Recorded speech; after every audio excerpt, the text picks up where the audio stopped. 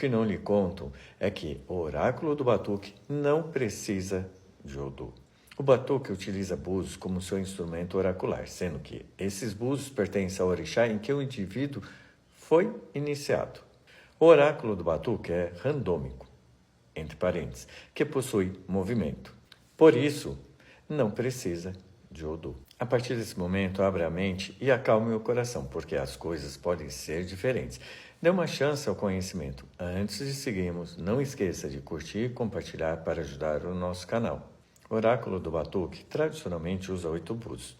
Dependendo da família, usam 7, 8, 12, 16 ou até mesmo 32 búzios. Entretanto, independente da quantidade de búzios que uma família batuqueira use, o sistema atende às necessidades da comunidade e consulentes.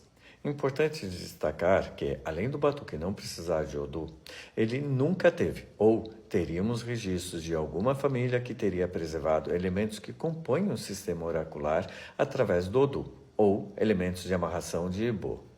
O que não encontramos relatos de casas tradicionais que tenham preservado algum elemento destes. Mesmo que encontrem atualmente alguma família, será necessário pesquisar a ascendência dessa família para vermos em qual momento foi introduzido.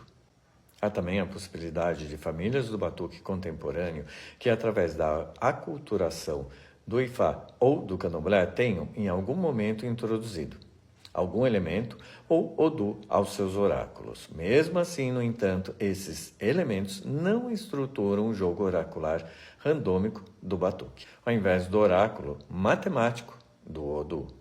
Conclusão: a técnica do sistema oracular do batuque é adaptada para a realidade afro-gaúcha, incluindo alguns países da América Latina.